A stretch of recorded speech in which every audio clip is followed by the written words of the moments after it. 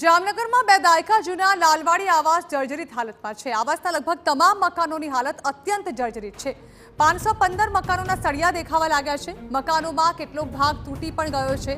જોકે કામગીરીના નામે તંત્રએ માત્ર સર્વે કરીને સંતોષ માની લીધો છે। સર્વે બાદ પણ કોઈ કામગીરી ન કરાઈ હોવાનો સ્થાનિકોએ દાવો કર્યો છે। તાત્કાલિક સમારકામ અથવા વૈકલ્પિક વ્યવસ્થા કરાય તેવી સ્થાનિકોએ માંગ કરી છે। જોકે સ્લમ વિભાગના અધિકારીએ આ અંગે લૂલો બચાવ કર્યો છે અને દર વર્ષે ચોમાસામાં નોટિસ આપી રહેવાસીઓને સાવચેત કરાતા હોવાનું ગાણું ગાયું છે। હાલ 236 મકાનોમાં 700 જેટલા લોકો વસવાટ કરે છે। 276 જેટલા મકાનો બંધ હાલતમાં છે। આગામી સમયમાં રીડેવલપમેન્ટ કરવાની કામગીરી કરાશે।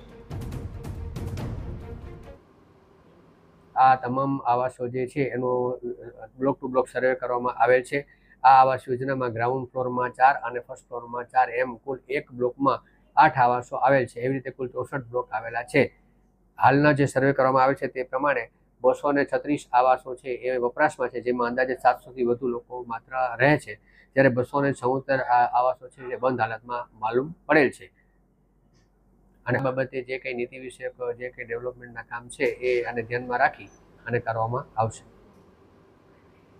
તો લાલવાડી આવાસના સ્થાનિકો સવાલો ઉઠાવી રહ્યા છે કે આવાસ અત્યંત જર્જરિત છે, છતાં તંત્ર દ્વારા કેમ સમારકામ નથી કરાતું। કામગીરીના નામે માત્ર સર્વે કરાયો, પણ આજ દિન સુધી કોઈ કામગીરી નથી કરાઈ। શું તંત્ર કોઈ મોટી દુર્ઘટનાની રાહ જોઈ રહ્યું છે? ગમે ત્યારે વરસાદના કારણે પડી શકે એમ છે, સરકાર કોઈ ટાઈપની સહાયતા આપતી નથી, બરાબર છે ને। અહીંના લોકોની કોઈ એવી કેપેસિટી નથી કે એ ખર્ચો કરી શકે એવું। 2-3 જગ્યાએ મકાનના રવાસું પડી ગયા છે અને જાનહાનિ તો કોઈની થઈ નથી, પણ ઉપરવાળો કરે કે થાય નહીં, પોઝિશન બહુ ખરાબ છે।